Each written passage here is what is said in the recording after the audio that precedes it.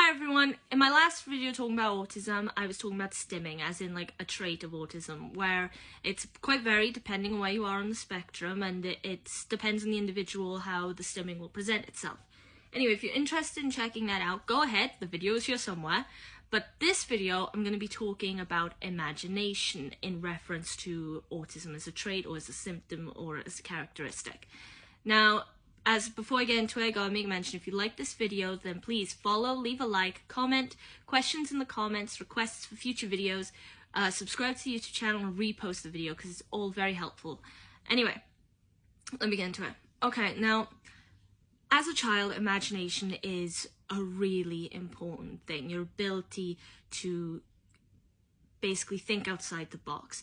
And the reason why is because for children, their ability to be imaginative, it's not just good in terms of like the personality building, like confidence and such. It's also good with helping with language skills, social communication, and also helping develop their abstract thinking or their problem solving, which all of that will come into play as they get older and they go through different subjects or situations throughout life.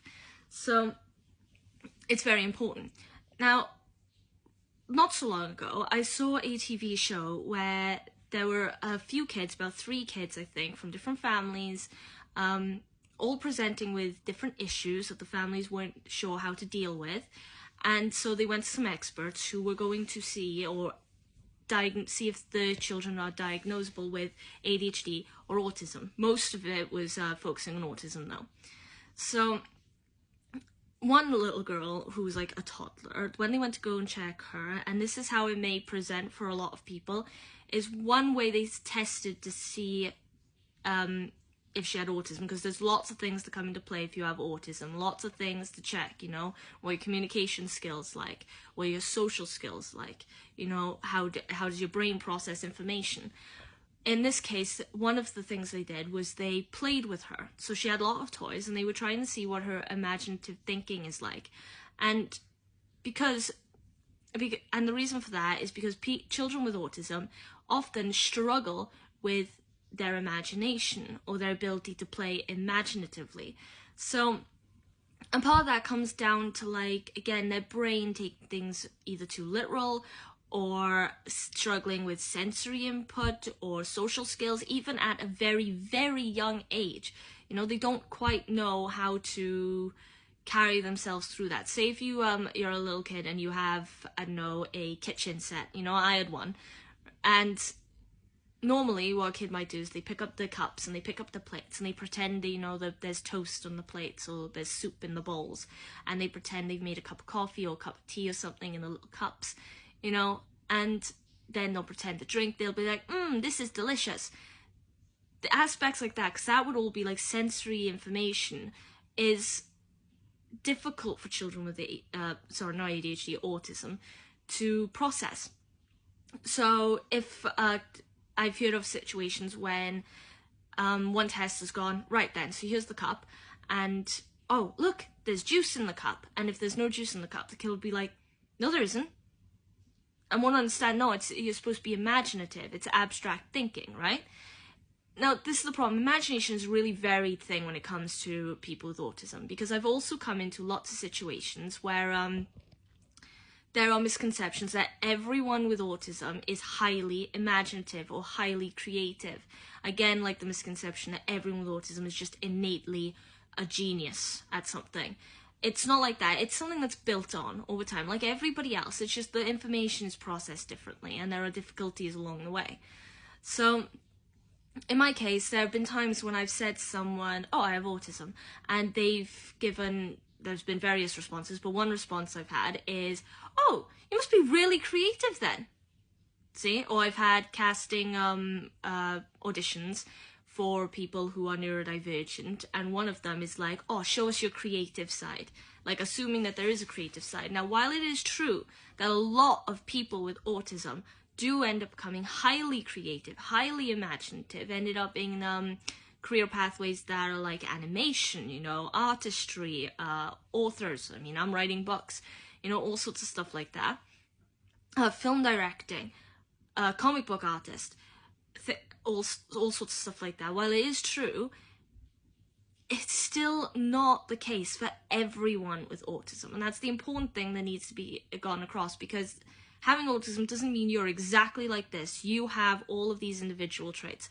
It means that it varies from you to the next person, because every person with autism is different to the next. And again, it's a spectrum, you know, it even depends on where you lie on the spectrum, how the difficulties and the positives, strengths, and all sorts present themselves. So when it comes to imagination, that's one way that they might test with kids, you know, they'll see how they do with imaginative play. And even if they're really good, you know, at imaginative play, it doesn't mean that they don't have autism. Again, because one of the kids in that show was a boy, he was a little bit older, he was a kid, he was like below the age of 10, but he wasn't a toddler. He seemed to be higher on the spectrum just because it presented itself in certain mannerisms he had, certain behavior patterns that he had, and they tried to see what he was like with imaginative play, and they gave him dinosaurs, and he was effortless with it. He was straight to the toys. He knew what he wanted to do. So that's what I mean, but he still had autism.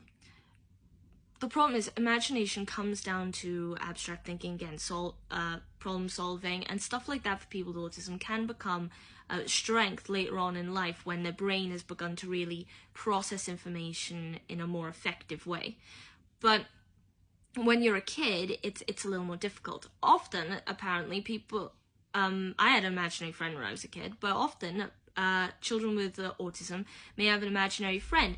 That's their like brain's way of trying to help them understand social situations or communication skills, basically by having like that other person there to help guide them along the way, but it's actually them. It's very interesting. I was about to say strange. It is a bit strange, but mostly interesting. Now, that's the thing, because imagination, again, varies from person to person. Some people may be really creative, other people really literal and can't think outside the box. Yeah?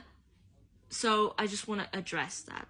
But yes, in my case, I am a very creative person. It's one thing I'm proud of. Each of my brothers is too. Most of the people I know with autism are, but not everyone.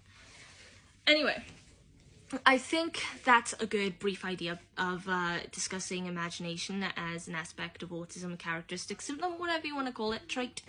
Yeah, then, but, so I think it's just a good place to end. Now, if you like this video and you want to see more, like I said earlier, follow, like, leave a comment, subscribe to the YouTube channel, repost the video, and in my next video, I'm just going to talk about something to do with ADHD, another psychiatric condition associated with it, and if you're interested, check that out. Until then, bye.